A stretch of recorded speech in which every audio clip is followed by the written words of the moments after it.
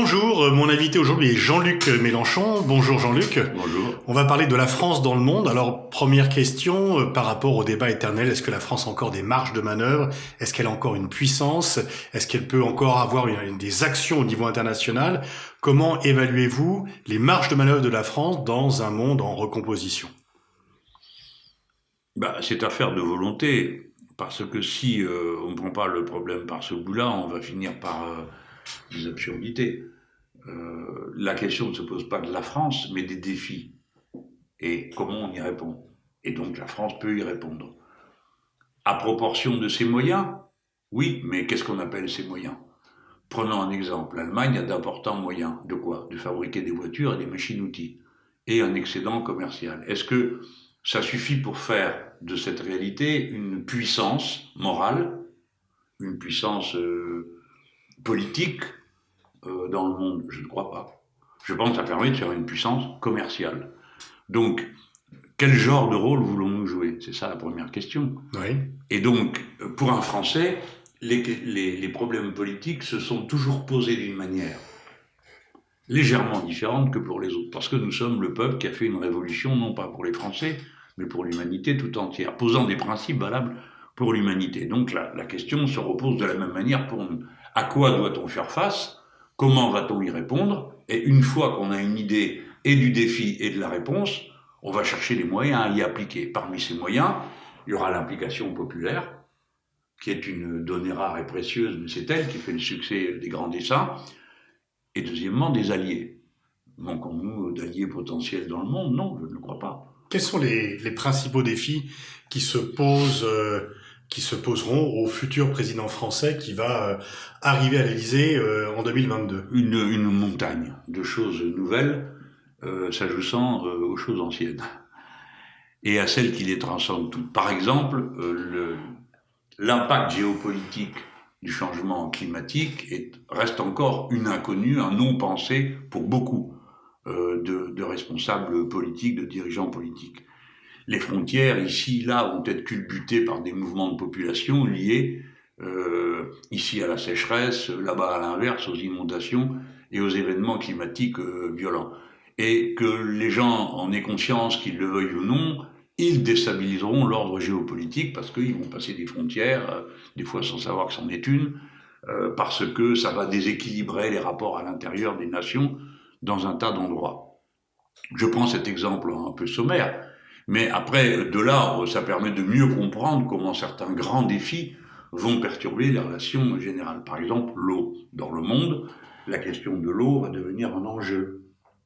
Et ce sera vrai aussi en Europe. Alors on va en mettre de côté les Européens qui, peut-être parce qu'ils ont vécu 70 ans de paix et d'un développement du modèle capitaliste ininterrompu qui a laissé tomber un certain nombre de miettes sur la masse de la population, on finit par se déshabituer d'à peu près tous les risques que les autres peuples ont assumés. Voyons en ce moment la pandémie. Bon, les Européens sont terrorisés, c'est normal. Mais enfin, l'Afrique vit dans les pandémies depuis des générations et elle a appris à vivre avec les pandémies puisqu'aussi bien personne n'est venu l'aider sérieusement sur le paludisme ou des questions de cet ordre. Mais enfin, je reviens à la question de l'eau. Ça, c'est le substrat commun, la substance nouvelle des choses qui vont arriver devant nous. Mais après, les conséquences de l'évolution de l'organisation de la société humaine avec cette extraordinaire concentration de la richesse à un pôle, c'est pas tant la concentration de la richesse qui me fascine dans cette histoire ou qui m'intéresse que l'assèchement du reste de la société. C'est-à-dire, elle est mise dans l'impossibilité de soigner, impossibilité de éduquer, c'est-à-dire des fonctions fondamentales de l'existence. Et dans cette circonstance, en général, c'est là qu'on trouve des périodes dites révolutionnaires, c'est-à-dire lorsque l'organisation de la société, son organisation politique, économique, sociale, ne peut plus répondre à des questions mais tout à fait élémentaires qui n'ont rien d'idéologique. C'est comment se nourrir, comment se vêtir, ou dormir en paix, etc. Et progressivement, cette société si puissante, si riche, si développée quant à ses moyens techniques, augmente la masse de ceux qui n'ont rien, ils sont dépourvus de tout. Et là, ce sera un défi, personne ne peut échapper à ça. Alors j'ai dit les défis climatiques, les sociétés qui se croient à l'abri de tout et de tout le monde ne pourront pas échapper aux conséquences migratoires, pandémiques, etc. Est-ce que ça n'a pas été un peu le piège pour les pays occidentaux qui, au début de la crise du Covid-19, ont pensé que les pandémies c'était uniquement pour les pays africains et asiatiques et que l'Occident en serait épargné alors que l'Europe et les États-Unis ont payé le plus lourd tribut. Donc est-ce qu'il y a quelque part une arrogance occidentale, une hubris occidentale et quel rôle par rapport à cela la France spécifiquement peut jouer? Alors, moi j'ai toujours du mal à admettre comment dire, ce n'est pas la France qui a été prise à revers, ce sont ses gouvernements. Ce n'est pas la France qui a été incapable de relever la pandémie, c'est que son service public a été détruit. En ce moment même, nous ne parlons de confinement et de reconfinement que pour une seule raison, c'est qu'on n'est pas capable d'accueillir plus d'un certain nombre de gens en service de réanimation.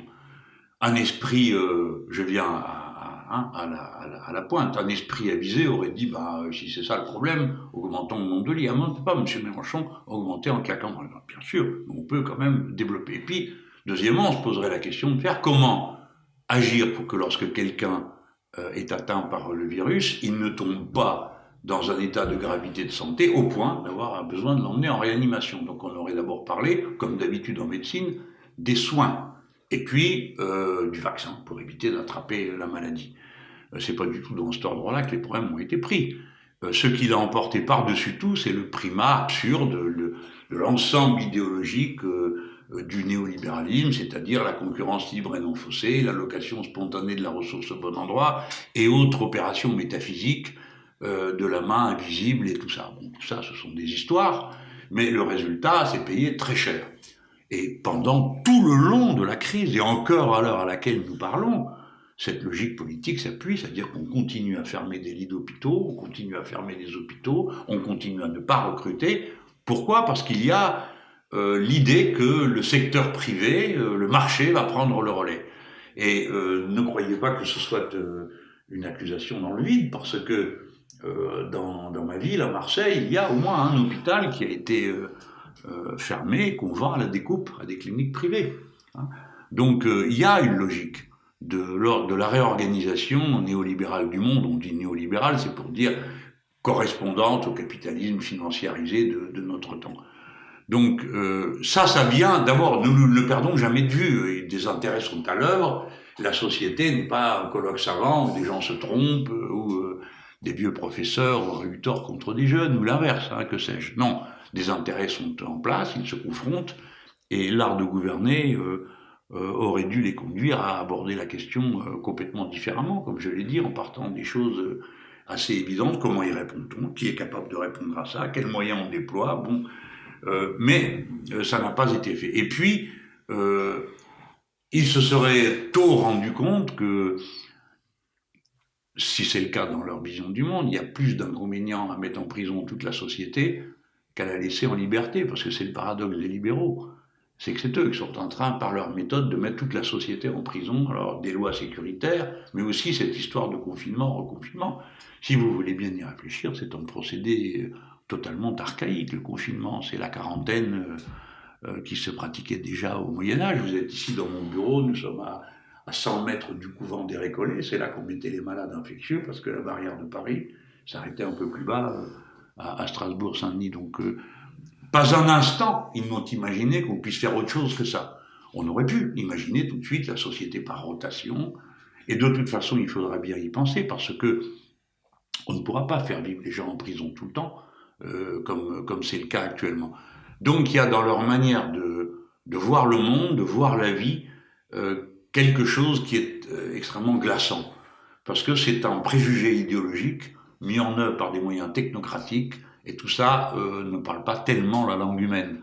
La langue humaine, elle est faite de bistrots ouverts autant que d'églises, de salles de spectacle, elle est faite de jeunes gens qui peuvent se rencontrer, même quand c'est difficile et compliqué. Hein, voilà. Donc leur vision du monde, leur manière d'agir nous a enfermés dans une impasse. Alors la France, là-dedans, Elle peut tout le temps agir. Bon, mais encore faut-il qu'on n'ait pas désarmé. Il y a toujours un message spécifique de la France. Vous parliez de l'acte fondateur d'une révolution au service, enfin, pour les autres et non pas pour les Français. Aujourd'hui, quel serait le message spécifique de la France au reste du monde? En quoi elle peut se distinguer et qu'est-ce qu'elle peut proposer comme direction? Alors, bon, déjà, on aurait une attitude un peu pragmatique, desserrer les taux. Hein. Nous ne voulons pas de maître. Et nous pensons que être indépendant qui ne dépend pas, hein, c'est être souverain. Si vous êtes indépendant, vous ne pouvez pas être indépendant si vous n'êtes pas souverain. Je veux dire capable de pourvoir par vous-même aux besoins de l'existence de notre peuple. Alors il faudrait récupérer la souveraineté alimentaire, il faudrait récupérer ceci, cela, je ne vais pas faire toute la liste. Mais la leçon pourrait être, faites-en autant. Faisons tous tout ce que nous pouvons pour nous rendre souverains et indépendants, et c'est ce qui va nous donner les bases pour une coopération qui ne sera pas une opération généralisée de spoliation comme c'est le cas aujourd'hui. Parce que le mode de la coopération internationale aujourd'hui, c'est la destruction mutuelle. C'est l'Union européenne qui achète des droits de pêche et prend absolument tous les poissons qui s'y trouvent au détriment de toutes les populations qu'il y a autour, qui du coup courent dans les villes, qui du coup, etc., provoquent des vagues migratoires. Donc ça, c'est le mode actuel. Donc la France, elle pourrait faire plusieurs choses. D'abord, se mettre au service, d'une idée, indépendance, souveraineté des peuples, ce qui veut dire démocratie. Mais ça, à la limite, ça se fait dans la durée. Mais dans l'immédiat, il y a des manières de faire. Par exemple, nous aurions pu nous mettre au travail immédiatement et d'arrache-pied, mettre au point soit un vaccin, soit en convenir avec d'autres qui étaient déjà engagés. Et non pas se mettre totalement au service des multinationales du Big Pharma qui ont décidé de faire une expérience généralisée à l'échelle du monde sur ce que donne l'ARN messager, ce dont ils n'ont aucune idée en commençant, mais enfin, ils pensent qu'ils vont bien finir par le voir. Et donc, nous avons été tous soumis à cette formule. Pendant ce temps-là, d'autres vaccins sont apparus, plus traditionnels, qui ont l'air de fonctionner. Bon. Pendant ce temps-là, des soins sont apparus. Nous aurions pu faire ça. Les Cubains ont bien été capables de le faire, alors pourquoi pas nous?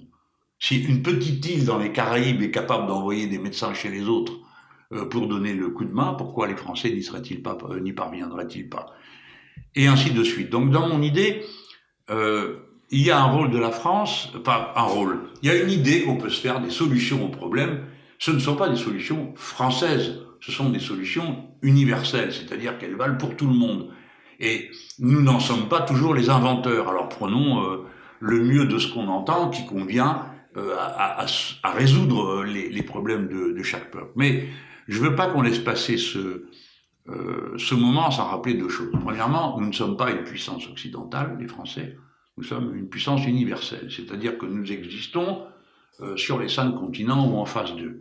Nous sommes un pays caribéen, dans la mer Caraïbe, nous sommes un pays latino-américain par le département de la Guyane, nous sommes un pays de l'océan Indien par la Réunion et Mayotte, bref, nous sommes un peu partout.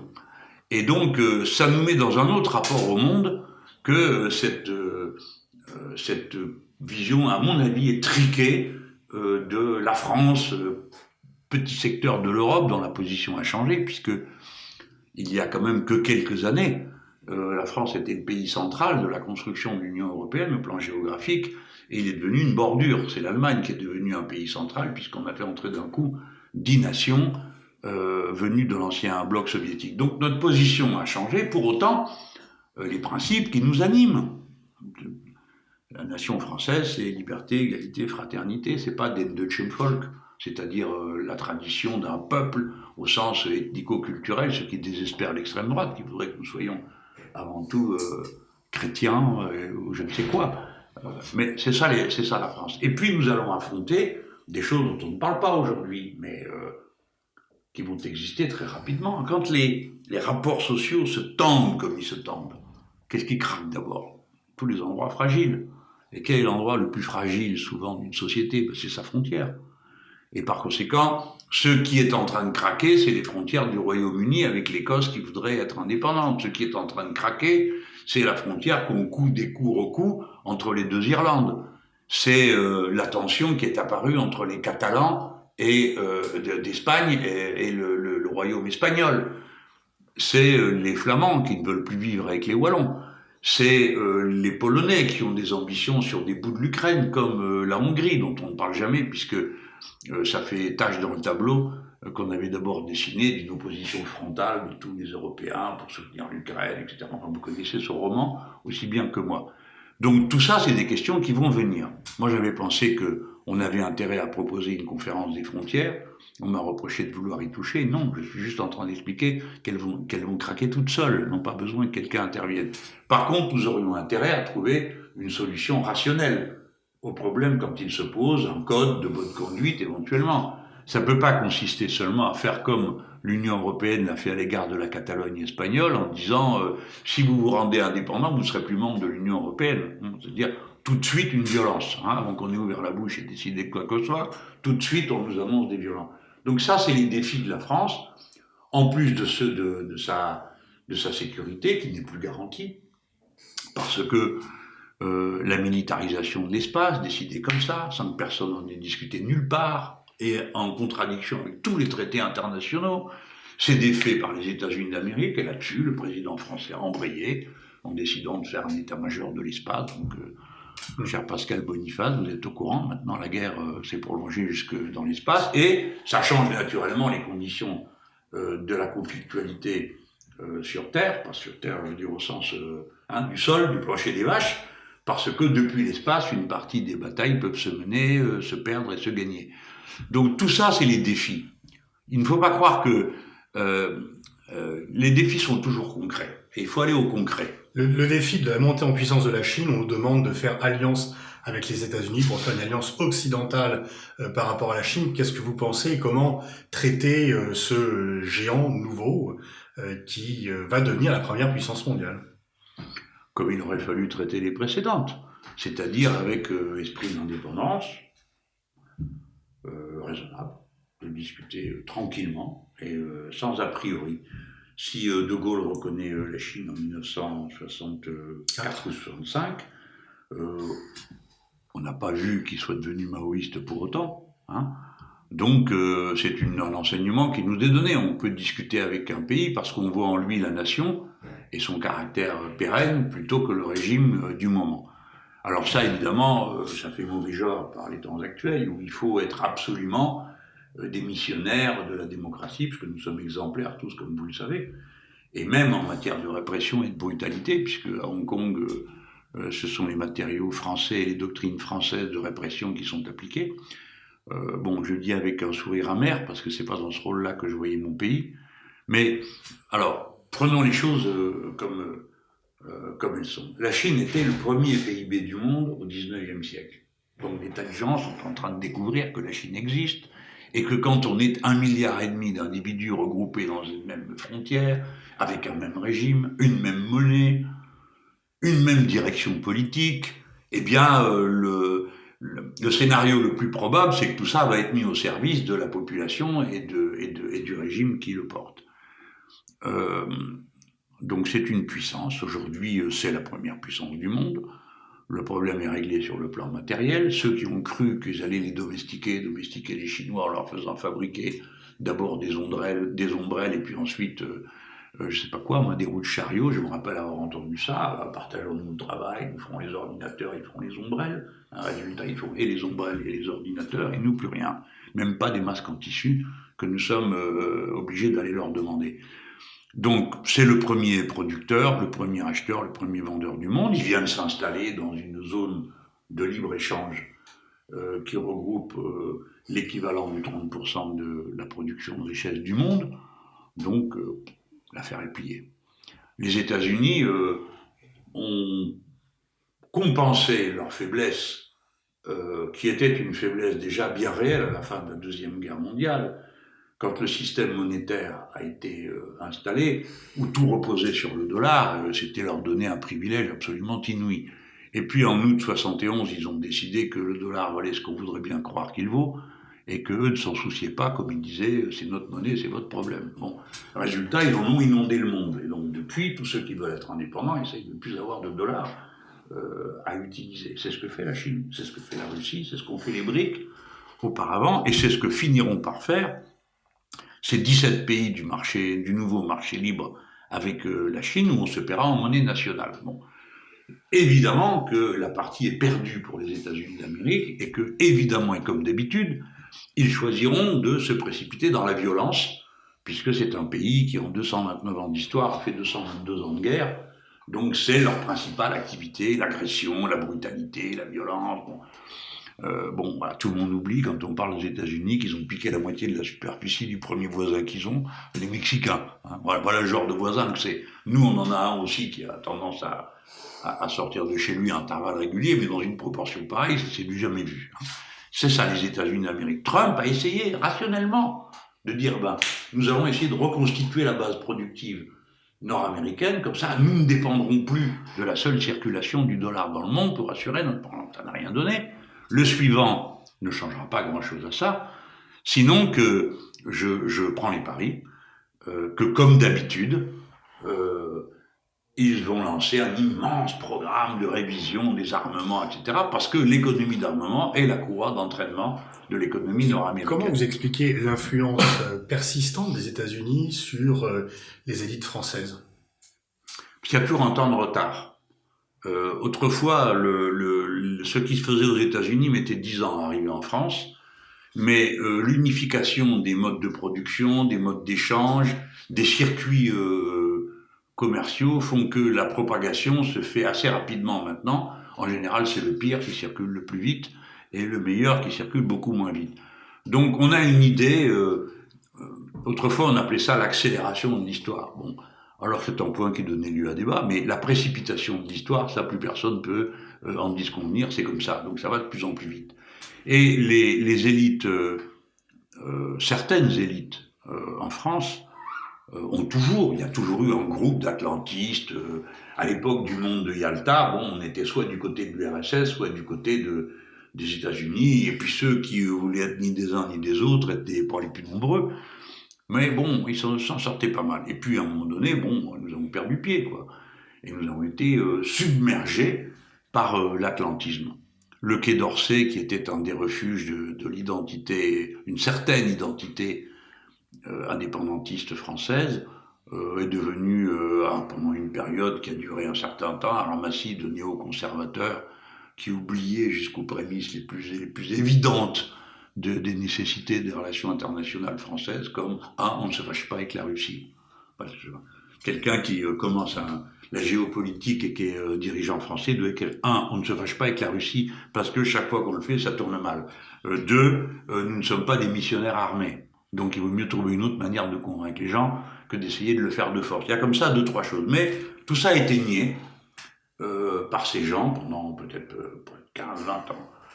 Sans doute parce que, par leurs écoles, par l'apprentissage général de l'anglais au détriment de toutes les autres langues, une certaine arrogance de compensation, c'est-à-dire les faibles souvent mettent des talonnettes pour paraître plus grands. Et alors, étant les suppôts des Nord-Américains, ils se voyaient par transposition aussi grands qu'eux, aussi importants, et ont accepté des sottises comme la guerre le choc des civilisations.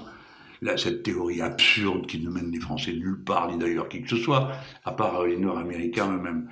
Et qui, en définitive, s'avère incapable de penser le monde autrement que dans la confrontation et la conflictualité. Voilà. Pourquoi devrions-nous nous choquer avec les Chinois? Essayez de m'expliquer pourquoi. Parce qu'ils sont Chinois. Mais auparavant, pourquoi aurait-il fallu, pour le même raisonnement, se choquer avec les États-Unis d'Amérique? Il y a peut-être d'autres solutions. De même, la puissance ne repose pas seulement sur le nombre d'armes qu'on peut mettre en circulation. Du moment qu'on est protégé, c'est bon. Hein. La puissance, c'est d'autres choses, peut-être la valeur de principe, l'attractivité, l'autorité morale que l'on peut regarder. De quoi va être fait le XXIe siècle s'il n'y a pas de guerre, si on n'a pas tout cassé avant? Il va être fait de la conquête de l'espace. Hein. J'ai fait un meeting là-dessus avec un hologramme, je voulais illustrer ça. L'espace, oui, voilà. Maintenant, là, au moment où je fais mon premier discours là-dessus, mes propres amis disaient « Mais c'est bien ce qu'il raconte, mais de quoi est-ce qu'il parle ?» La conquête de l'espace. Là, nous sommes en train de parler tranquillement, il y a 8 expéditions en route vers Mars. 8, pas une, pas deux, pas 3, 8. Les Chinois essayent, les Américains, les Japonais, tout le monde. C'est parti. Et bon, pourquoi je vous dis ça? Parce que nous sommes capables de faire des fusées, nous sommes capables de faire des satellites, nous avons un pas de tir pour ça. La France, elle serait pas plus grande si elle ouvrait une université consacrée à toutes les questions qui ont à voir avec l'espace et qu'on assure la formation de ceux qui voudraient venir, pas qu'on obligerait à venir. Est-ce que nos frères sénégalais, nos cousins maliens et combien d'autres ne seraient pas heureux de venir avec nous, qui ont une telle capacité, qu'ils ont démontré, intellectuelle, ailleurs, 1000 fois, hélas, ailleurs qu'avec nous, Français? Est-ce que c'est pas un argument d'autorité, de puissance, là, autrement plus important que de menacer tout le monde? Je prends l'exemple de l'espace, mais je pourrais dire pareil pour la mer. Tout le monde y est ici, puisqu'on y est tous. C'est que vous êtes un des rares hommes politiques français qui a une vision, vous parlez souvent dans vos interventions, de la mer, et vous pensez qu'on néglige cet aspect central. Alors il paraît que c'est une vieille histoire, ce que je veux bien croire, mais ce qui est certain, c'est que quand on a le deuxième territoire maritime du monde, quand, sans le savoir, la France a augmenté la surface de son territoire de 10% sans tirer un seul coup de fusil, ce qui a fait sans précédent dans son histoire, cette opération s'est réalisée sous le gouvernement de Lionel Jospin, puisque nous avons rempli tous les papiers qu'il fallait remplir pour montrer la continuité des plateaux continentaux, des terres placées sous l'autorité de la France. Bon, c'est énorme. Et figurez-vous que pour contrôler, surveiller, que dis-je, simplement être là, ce territoire immense, nous avons l'équivalent, pour vous donner une image, de ce que nous aurions si nous n'avions pour le territoire de l'Hexagone que 2 voitures de police, en tout et pour tout. Donc, je sais qu'une des choses que nous aurions à faire tout de suite, c'est de construire le nombre de bateaux dont on a besoin pour aller, venir, circuler, protéger, se mettre au service des autres, pour qu'eux aussi évaluent la taille de leurs plateaux continentaux, parce que de toute façon, bientôt, encore une fois, si le monde n'est pas détruit par le changement climatique ou par les guerres, eh bien, l'humanité, comme c'est son histoire depuis 200 millions d'années, elle va, elle avance, elle avance, elle avance, elle avance, puis à un moment d'arrivée, c'est la mer, c'est fini, on traverse. Oui, en bateau. Mais maintenant, c'est dans le territoire qu'on va aller. Et c'est commencé. Qui décide de l'attribution des territoires des grands fonds? Eh bien, voilà la réponse, personne. Donc vous faites comme vous voulez, comme vous le sentez. Si vous le sentez, Pascal Boniface, vous pouvez occuper le territoire que vous voulez. Personne ne pourra s'y opposer. Là, je le dis sous cette forme-là, mais la vérité, c'est que il y a un petit comité de l'ONU qui attribue des droits de forage, parce qu'évidemment, il ne s'agit que de ça, d'aller ramasser ce qu'il y a là. Et en effet, la richesse est considérable. C'est 70% de l'étendue de la surface de la planète, c'est la mer. Donc, reprenons.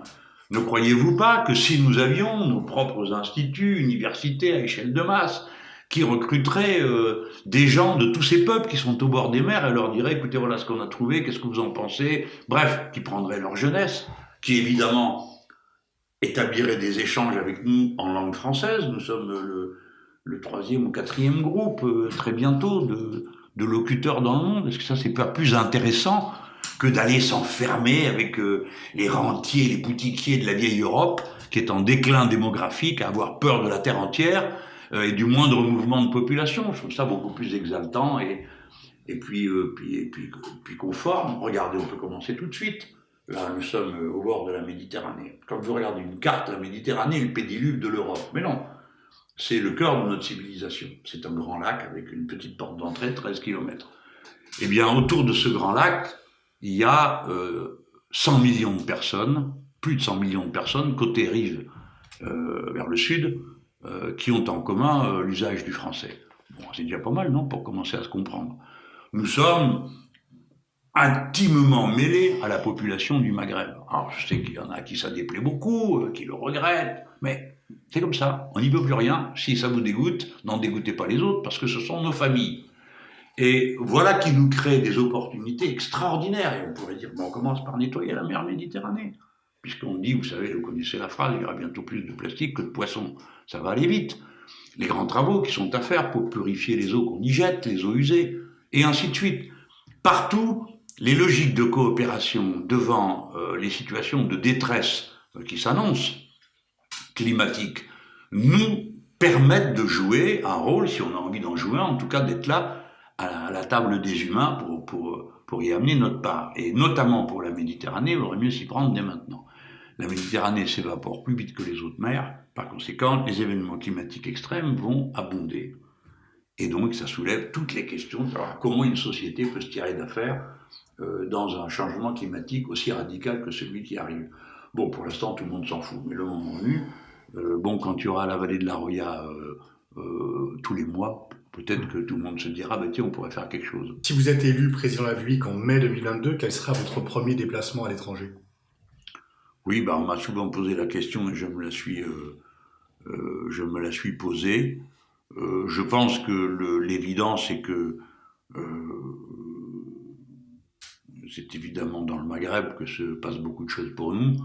Donc, il faudrait donner un signe assez spectaculaire de fraternité, sans employer les grands mots, mais si quand même d'amour. Dire aux Algériens, écoutez, la guerre est finie. Donc, on pourrait passer à autre chose. La génération qui est là n'est responsable de rien, ni d'un côté ni de l'autre. Et sans rien oublier, ni rien pardonner comme ce n'est pas pardonnable. Peut-être peut-on passer à autre chose. Et puis, avec les Tunisiens, aller à la rescousse, on pourrait dire, écoutez, on comprend que vous êtes dans une situation affreuse, nous annulons la dette que vous avez à notre égard. On pourrait, avec les Marocains, imaginer aussi plein de choses. C'est mon pays natal, je crois que je connais un peu bien les Marocains. Ce sont des gens plutôt bien disposés à l'idée d'une coopération aussi étroite que possible. Il faut cesser d'avoir peur du monde et se remettre à l'aimer, à l'apprécier. L'Europe, que ça plaise ou pas au gouvernement qui s'y trouve, est en déclin démographique depuis 2015. Donc, c'est pas un très bon signe de confiance dans l'avenir. Nous avons eu les plus forts taux de natalité quand de nouveau les Français s'étaient mis à croire qu'on pouvait faire autrement. C'est-à-dire, ça s'est trouvé dans les années fin des années 90, début 2000, ça tombe sur un gouvernement de gauche. Et ma foi, les affaires s'améliorant, on reprenait confiance. Aujourd'hui, la défiance est extrême. Vous savez qu'on est une des années les plus basses en démographie. Je le signale non pas pour dire qu'il n'y a pas d'autre issue que nataliste, c'est pas ça que je veux dire. Je veux dire que c'est quand même le suprême signal de peur de l'avenir et de manque de confiance. Et ça se reconquiert pas autrement, comme on dit, qu'en se donnant des raisons de vivre. C'est comme pour une vie individuelle. Si on a des raisons d'aller de l'avant, de faire ceci, de faire cela, ça marche. Je vois dans toutes les grandes écoles où je passe, en général, je me fais une petite séquence un peu paternaliste, j'en conviens. Je leur dis, il y a intérêt à bien travailler ici, parce qu'on va avoir besoin de vous pour faire ceci, pour faire jamais. Pourtant, vous connaissez l'esprit des jeunes gens, ils sont très frondeurs. Je l'ai été moi-même, donc je sais de quoi je parle. Et non, personne ne m'a dit, mais dites donc, vous, qu'est-ce qui vous parlez de nous parler comme ça? Jamais, on me dit, ah bon? Et comment vous voyez ça, monsieur Mélenchon? Voilà, comme vous, la même question. Donc, chaque génération est un peuple nouveau, et moi, je ne dis pas c'était mieux avant, ce n'est pas vrai. Je ne dis pas ça sera pire demain, ce n'est pas vrai, ça sera autre chose. Et cette autre chose, on peut l'aborder. Je sais que ça peut paraître tout à fait étrange de parler comme ça en pleine crise de la pandémie, quand on a l'impression que ça n'en finira jamais, d'abord parce que ça finira. Mais je crois qu'il n'y a pas d'autre manière d'imaginer le gouvernement des peuples qu'avec des raisons de vivre. On peut pas, je ne crois pas au fait qu'on puisse faire fonctionner des sociétés indéfiniment dans la peur des autres, de soi, du voisin, du dessus, du dessous, de la couleur de peau de l'autre, de sa religion. Ça va nulle part. Merci Jean-Luc Mélenchon, merci.